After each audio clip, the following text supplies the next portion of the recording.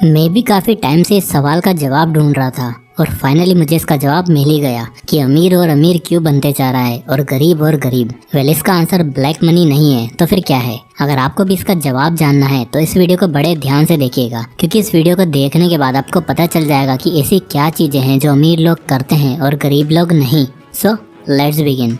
मान लो आप सुबह सुबह अपनी बालकनी में बैठे हो और चाय पीते पीते अपना मोबाइल चला रहे हो और आराम से एंजॉय कर रहे हो और सोच रहे हो कि वाह क्या लाइफ है। तभी अचानक आपका पैसा आपके पास आता है और खींच के आपको थप्पड़ लगाते हुए बोलता है, क्या कर रहा है, चल काम पर जा और पैसे कमा। अब आप मुझसे बोलोगे कि भाई ये क्या फालतू बातें कर रहे हो, पैसा हमें कैसे काम पर लगा सकता है। वेल, अगर आप भी यही सोचते हो कि पैसा हमें काम पर नहीं लगाता तो आप गलत सोच रहे हो। रिच डैड पुअर डैड के ऑथर रॉबर्ट कियोसाकी बोलते हैं कि दुनिया के मैक्सिमम लोगों को पैसे ने काम पर लगा रखा है। क्या आप रोज सुबह उठकर पैसा कमाने के लिए काम पर नहीं जाते हो क्या? क्या एक मजदूर सुबह खाने का डब्बा लिए दिहाड़ी मजदूरी करने के लिए नहीं निकलता क्या? वेल, हम सब लोग पैसा कमाने के लिए ही तो काम करते हैं, चाहे वो काम हमें पसंद हो या फिर नहीं। इससे क्या फर्क पड़ता है, हमें काम पर तो जाना ही है। अगर पैसों ने हमें नहीं, हमने पैसों को काम पर लगा रखा होता तो क्या तब भी आपको रोज रोज काम पर जाना होता क्या? वेल, नहीं। तो रियलिटी में पैसा उठकर तो हमें नहीं बोलता है कि जा और मुझे काम पर लगा, बट ये सब हम पैसा कमाने के लिए ही तो करते हैं, क्योंकि पैसों ने हमें काम पर लगा रखा है, हमने पैसों को नहीं। तो अब ये सब तो ठीक है,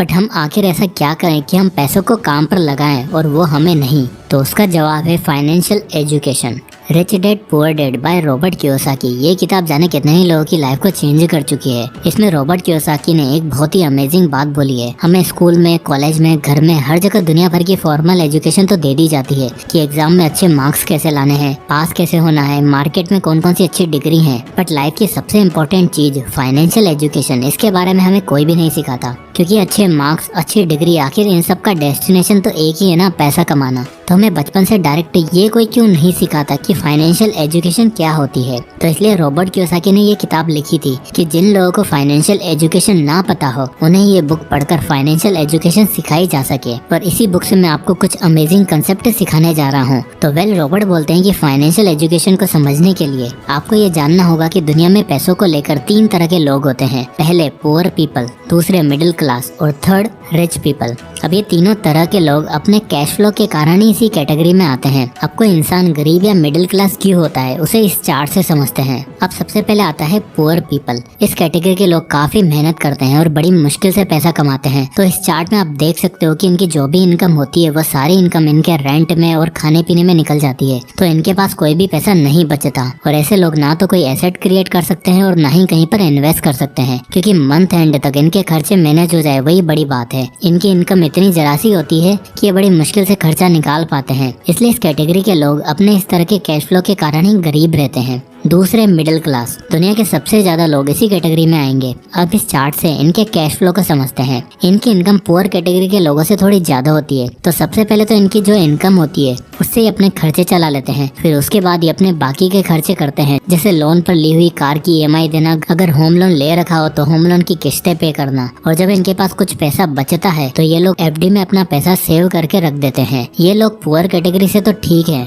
बट ये लाइफ टाइम मिडिल क्लास में ही रह जाते हैं, क्योंकि इन्होंने अपने ऊपर लाइबिलिटीज ही इतनी ले रखी होती है, जैसे दुनिया भर के लोन ले लेना, जिससे इनकी मेजर इनकम इनकी लोन की किस्तें भरने में निकल जाती है और लाइफ टाइम ये पैसों को लेकर स्ट्रगल करते रहते हैं। अब आते हैं थर्ड रिच पीपल। ये लोग जो भी कमाते हैं उन पैसों को काम पर लगाते हैं और उस पर मिले रिटर्न पर ये लोग अपने खर्चे चलाते हैं। ये सबसे स्मार्ट तरह के लोग होते हैं, क्योंकि इनके ऊपर कोई भी लाइबिलिटीज नहीं होती और लाइबिलिटीज ना होने के कारण ये अपने पैसों को काम पर लगाते हैं, यानी कि इन्वेस्ट करते हैं, जिससे कि इनका पैसा अपने आप ग्रो होता रहता है और इन्हें रोज रोज सुबह उठकर ये सोचने की जरूरत नहीं पड़ती कि आज पैसा कैसे कमाएंगे, और बहुत ही आराम की जिंदगी जीते हैं। तो हमने तीनों कैटेगरी के लोगों को देख लिया है कि उनके कैश फ्लो के कारण वो किस तरह अपने पैसों को मैनेज करते हैं। अब हम ये जान लेते हैं कि जो अमीर लोग हैं वो अमीर और कैसे होते चले जाते हैं। तो उसके लिए सबसे पहला पॉइंट आता है they know how many works, यानी कि जो अमीर लोग हैं वो जानते हैं कि पैसा काम कैसे करता है। ऑथर रॉबर्ट कियोसाकी बोलते हैं कि one reason why rich entrepreneurs are getting richer is because they have extremely high financial IQs।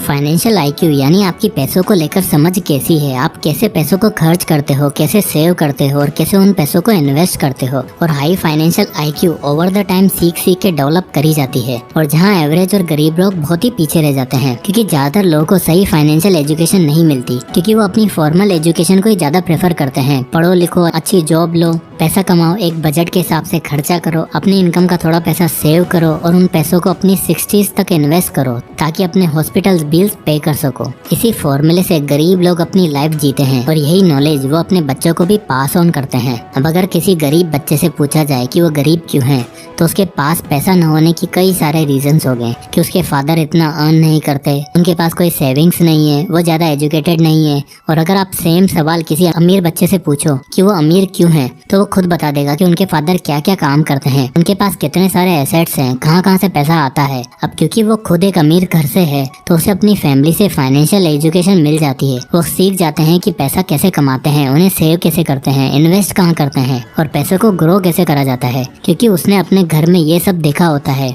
यही रीजन है कि हर जनरेशन के साथ उनका पैसा और ग्रो होता चला जाता है। अब एक्सेप्शन हर जगह होते हैं, पर ऑथर के अकॉर्डिंग फाइनेंशियल लिटरेसी ही वो सिंगल सबसे मेन रीजन होता है जिससे अमीर और अमीर होता है और लैक ऑफ फाइनेंशियल नॉलेज की वजह से गरीब और गरीब होता चला जाता है। अब ऐसा नहीं है कि ऐसे लोग कभी अमीर नहीं बन सकते। जिन्हें अपनी फैमिली से फाइनेंशियल एजुकेशन नहीं मिलती, वो खुद ही पैसे के बारे में सीखते हैं, बुक्स पढ़ते हैं, ऐसी वीडियोस देखते हैं, मिस्टेक्स करके और उनसे सीख कर वो खुद को फाइनेंशियली स्मार्ट बना लेते हैं और इस पुअर क्लास से रिच क्लास में जंप कर लेते हैं। और वो जो कुछ भी सीखते हैं वो अपने बच्चों को भी ये एजुकेशन पास ऑन करते जाते हैं। इस तरह से हर जनरेशन के साथ वो अमीर होते जाते हैं। नेक्स्ट पॉइंट जो अमीरों को और ज्यादा अमीर बनाता है वो है they are better at tax game, यानी कि अमीर लोग टैक्स के गेम को बहुत ही अच्छे से खेलते हैं। 12 साल की उम्र में रॉबर्ट कियोसाकी अपने रिच डैड के साथ एक बीच पर घूम रहे थे। तभी उनके रिच डैड समुद्र के किनारे एक बड़े से घर की ओर पॉइंट करते हुए बोलते हैं, रॉबर्ट देखो वो बड़ा सा घर दिख रहा है, वो मैंने अभी खरीदा है। अब उस टाइम रॉबर्ट को भी समझ नहीं आ रहा था कि रिच डैड इतना महंगा रियल एस्टेट आखिर कैसे खरीद सकते हैं, क्योंकि उस टाइम तक रिच डैड इतने भी ज्यादा रिच नहीं थे। और जब रॉबर्ट ने पूछा कि आप इतना कमाते भी नहीं, आप इतनी महंगी प्रॉपर्टी कैसे खरीदी, तो उन्होंने जवाब देते हुए कहा, मैं अफोर्ड नहीं कर सकता पर मेरी कंपनी जरूर कर सकती है। अब यहाँ इंटरेस्टिंग बात यह है कि जो ऑथर के रियल डैड थे उनकी एक अच्छी खासी जॉब थी जिनकी सैलरी उनके रिच डैड से भी ज्यादा थी। और रिच डैड कहते हैं कि उनके रियल डैड, जिसे वो बुक में पुअर डैड से भी रेफर करते थे, वो कभी भी उस बड़े से घर को खरीद ही नहीं सकते थे। ऐसा क्यों था? वेल, उसका सबसे बड़ा रीजन था टैक्स।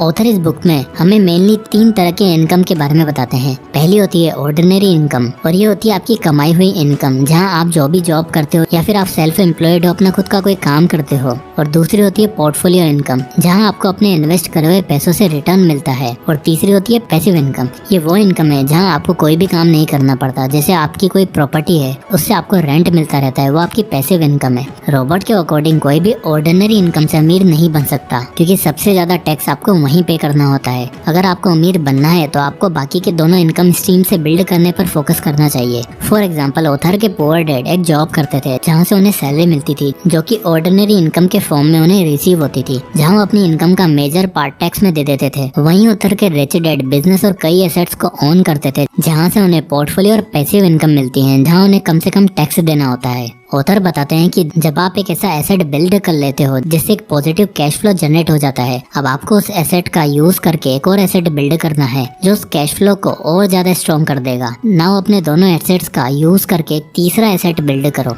जो आपके कैश फ्लो को और भी ज्यादा बढ़ा देगा। इस तरह पैसों को कंपाउंड करने की जगह सबसे पहले एसेट्स को कंपाउंड करने पर फोकस करो। अब इसका सबसे बड़ा फायदा जो ऑथर बताते हैं वो ये है कि एसेट्स से जो कैश फ्लो जनरेट होता है, आप उसी का यूज करके डायरेक्टली और एसेट्स को बाय कर सकते हो। रिच डैड अपनी कंपनी का यूज करके ग्रोस इनकम से एसेट बाय कर सकते थे, जिसके बाद उन्हें अपनी बची हुई नेट इनकम पे टैक्स पे करना पड़ता था। वहीं ऑथर के जो पुअर डैड थे वो पहले अपनी सैलरी से टैक्स भरते थे, यानी अपनी ग्रोस इनकम से टैक्स भरते थे, उसके बाद जो बचता था वो उसे स्पेंड करते थे, यानी अपनी नेट इनकम से एसेट बाय करते थे, जो कि आज ज्यादातर लोग करते हैं। इसका रीजन कियोसाकी बताते हैं कि क्योंकि रिच लोग ज्यादातर बिजनेस ओनर और इन्वेस्टर होते हैं, उन्हें कई सारे टैक्स ब्रेक मिलते हैं, क्योंकि अमीर लोगों की वजह से ही कहीं ना कहीं देश की इकोनॉमी चलती है। इन अमीर लोगों के बिजनेस से ही नई जॉब्स क्रिएट होती है, प्रोडक्ट्स क्रिएट होते हैं, कंज्यूमर्स बढ़ते हैं, और इन सभी चीजों को प्रमोट करने के लिए गवर्नमेंट भी उन्हें कई सारे टैक्स बेनिफिट्स देती है। अब ये सुनने में तो बहुत अनफेयर लगता है, बट यही दुनिया की रियलिटी है,